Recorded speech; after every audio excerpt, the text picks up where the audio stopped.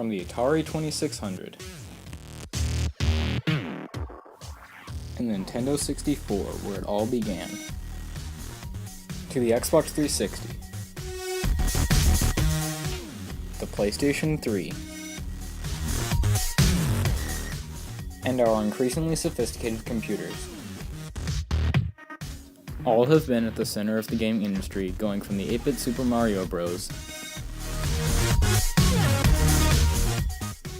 To the stunningly real Crysis 3 and its expansion of virtual reality.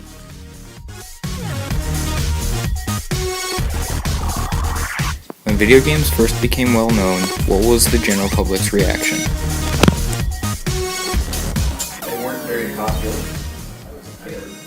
They weren't terribly popular because it was just Pong. Video games brought virtual entertainment as a convenience to many homes, for children and adults, all alike.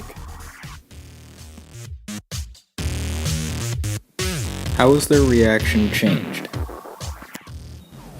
Video games have replaced television for the new generation. It was first possible by the game company Atari and Alan Alcorn, who first successfully brought the Atari 2600 and their first game, Pong, to the gaming industry, which also brought a 40-year evolution of the gaming industry. On its journey from a home convenience to an icon of our society, an uncountable number of games have come out. Like the many Sonic and Mario games, to the more modern Halo series and the Battlefield games. With so much that has happened in the ongoing industry of gaming, there is always infinite room for improvement. Over the course of the growth of the gaming industry, it has been scrutinized as a cause of the violence, where many opponents of gaming industry have stated that games have been the cause of various shootings, while those that would defend video games would say that the shooters had more underlying problems, or playing video games was a coincidence. What are your thoughts on the correlation between video games and violence? None. Zero.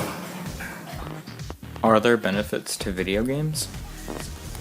Yes, because it teaches kids to read at a more rapid rate, because although they might not be reading a book, they are reading everything that's on television, which helps them be more literate. Thoughts on any correlation between video games and violence?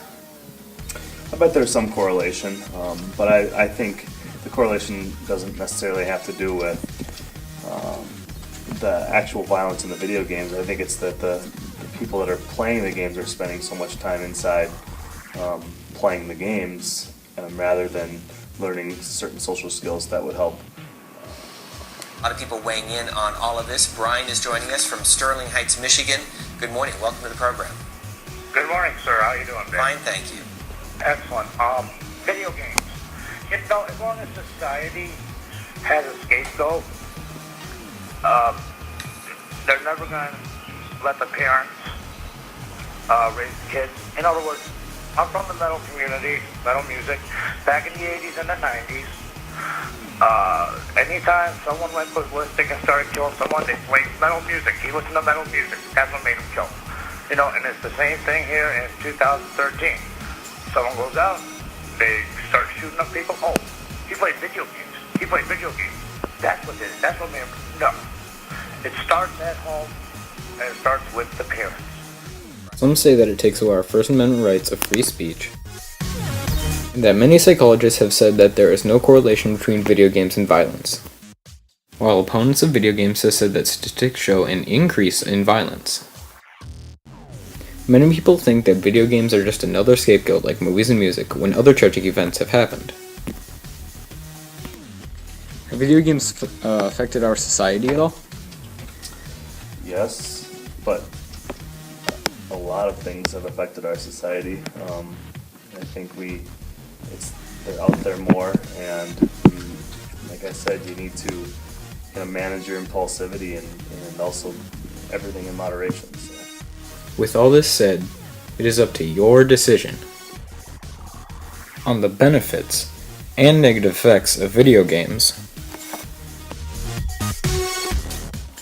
Whether or not we should censor more of the entertainment and media that video games bring.